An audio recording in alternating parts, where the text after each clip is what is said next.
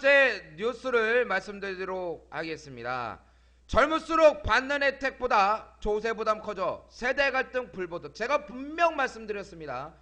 복지 혜택을 늘리면 앞으로 청년들이 살아가는데 정말 힘들어질 거라고 제가 방송에서 항상 제가 저번 방송에 정말 말씀드렸는데 이게 한국일보에 올라왔습니다. 그래서 제가 말씀을 드립니다. 나라 살림 셋을 짜자. 재정 악화 지속되면 나라가 빚을 진다고 누구나 평등하게 어려운 건 아니다. 나라가 빚을 진다고 누구나 평등하게 어려운 건 아니다. 세금 부담이 얼마나 되고 국가에서 받는 혜택이 어느 정도가 되는지는 비교 가능한 순조세 부담액, 그러니까 조세 부담에서 정부로부터 받는 수입을 뺀 금액이 순조세 부담액입니다. 을 빼면 나이별로 희비가 명확히 갈린다. 그러니까 지금 국가가 세금으로 해서 복지정책을 피고 있는데 이 복지정책을 피고 있는 것 자체가 적자로 운영이 되는 거예요. 그러니까 부채로 이 그 복지정책을 피고 있는 거거든요. 그러니까 복지정책을 이렇게 피고 있으면 다음 세대, 우리가 청년들이 살아가는 그 세대 때 그 부채를 누가 고스란히 떠안냐? 청년들이 떠안는 거예요. 지금 부채가 많다고 해서 모든 기성세대들이 그 부채를 갖다 떠안는 게 아니라 결국은 나중에 사회에 나와서 진출해야 되는 우리 청년들이 그대로 떠안아야 되는 게 현실적인 문제라는 거. 이거 바꾸지 않으면 청년들이 살 수가 없어요. 그렇다는 얘기입니다. 2012년 기준 신생아 평균 내야 할 세금이 국가로부터 받는 혜택보다 3억 3천만 원이나 많은 반면 60세 이상 순 혜택이 8천만 원 이상입니다. 그러니까 2012년에 태어난 신생아들은 내야 할 세금이 국가로부터 받는 혜택보다 3억 4천만 원이나 더 내야 된다는 거예요. 세금을.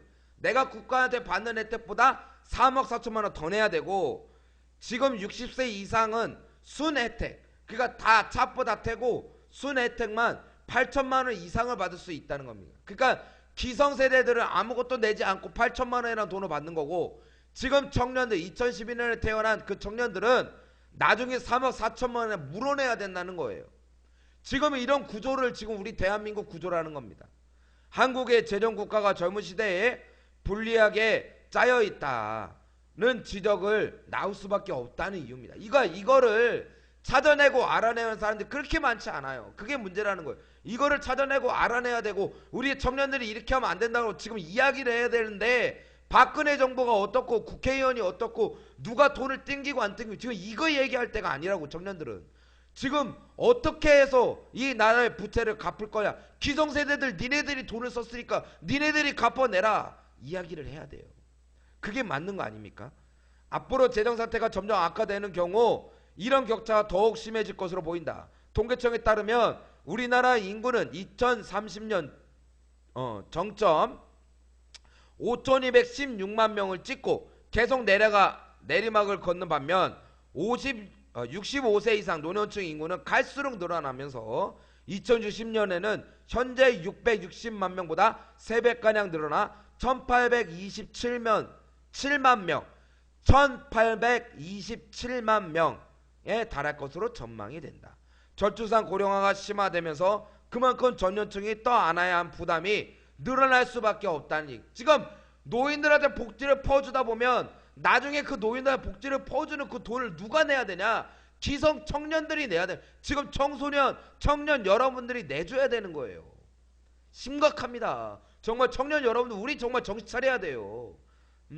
재정 악화 문제를 어떻게 풀지? 그 해법을 놓고도 강론을박을 끊이지 않는 것 역시 그만큼 얽히고 설킨 이해관계가 많다는 반증이다. 결국 이대로 뒀다간 젊은층과 노년층 세대 간의 갈등이 점점 더 증폭되고 향후 세금이 늘리거나 복지 조정을 하는 과정에서 폭발할 가능성에 배제할 수 없다. 전성희 홍익대 교수는 증세와 복지는 본질적인 문제는 결국 저성장 국면에 한정된 자원, 노년층과 젊은층을 어떻게 나눌 것이냐는 라며 이대로 두면 세대 간 충돌이 이어질 거라고 지적하고 있다. 고령화가 심각해. 초고령화 시대가 우리가 옵니다. 청년 여러분들 정신 차려야 됩니다. 우리 정신 차려야 됩니다. 우리가 정신 차리지 않으면 우리 미래가 깜깜합니다. 우리나라 없어질 수도 있어요. 있다고 하다가는 우리나라가 풍지박산은 없어질 수도 있다니까. 나라가 어떻게 없어지냐고 이런 말씀들을 하시는데, 나라도 부채가 많으면 없어질 수 있어요. 나중에 나라가 돈이 없어갖고 지금에 하고 있는 복지정책을 하지 않겠다라고 이야기하면 노인들 어떻게 할 것 같아요? 난리 납니다. 지금 조종하고 지금 우리 청년들이 머리를 싸매고 고민하지 않고 투쟁하지 않으면 이런 거 갖고 투쟁을 하는 거예요. 괜한 엄한 거 갖고 투쟁하지 마세요. 뭐 반값 등록금 이런 거 지금 중요한 게 아니라고요. 반값 등록금 그 박근혜가 뭐 돈 띵겨 뭐 이명박이 몇 조 원을 띵겨 먹었다 안 띵면 이게 중요한 게 아니라 지금 복지정책 펼치고 있는 거 중단해야 된다는 겁니다. 복지정책 펼치고 있는 거 중단하지 않으면 앞으로 청년이 살아가기가 너무너무 힘들다는 거예요. 여러분들 언제예요? 2030년에 5,216만 명이 됐던 노인층이 2060년에는 1,827만 명이 된답니다. 1,827만 명을 청년들이 그대로 먹이 살려야 되는 거예요. 세금을 내가 하면서. 그러면 월급 100만 원 내고 80만 원 세금 뗄 수도 있어요. 지금 우리 정신 차려야 돼요. 뭐 먹고 살 거예요? 뭐 먹고 살 거예요? 땅 파고 살 거예요? 땅 파고 살 거야? 흙 퍼먹고 살 거야? 우리 정신 차려야 된다고요. 지금 복지 뭐 증세가 올라가냐 뭐 복지를 해야 되냐 말아야 되냐 이거 갖고 싸우고 있는데 우리 청년들은 거기에 동의해서는 안 됩니다. 복지하면 안 됩니다. 복지하면 죽습니다. 우리 죽어요. 복지하면 우리가 버는 돈보다 우리가 내야 되는 돈 더 많다고요. 여기 신문에 그대로 나와 있잖아요. 2012년에 기준으로 태어난 신생아들은 3억 4천만 원이라는 돈을 뱉어내야 되는 거예요. 이 나라에 3억 4천만 원을 더 내야 되는 거예요. 내가 세금으로 돌려받는 혜택보다 3억 4천만 원을 더 내야 됩니다. 벌어도 시원찮은데 3억 4천만 원 보지도 못하는데 내야 돼요. 이게 말이 됩니까? 복지 하지 말아야 됩니다. 제발 기성세대 여러분들, 죄송한 말씀이지만 청년을 위해서 좀 힘들으면 안 됩니까? 미래의 우리들을 위해서 조금 고생하시면 안 됩니까? 우리가 정말 대한민국 성장할 수 있도록 노력하겠습니다. 우리 살 수 있도록 해주세요. 자식들 같다면서요. 자식들이잖아요. 자식들이 무너지면 어떻게 합니까? 복지 좋습니다. 지금 20-30만 원씩 받아서 행복하십니까? 앞으로 그 20-30만 원 자녀들이 다 200만 원, 2천만 원으로 물어내야 될 돈입니다. 지금 우리나라가 돈이 많아서 복지정책을 피는 게 아닙니다.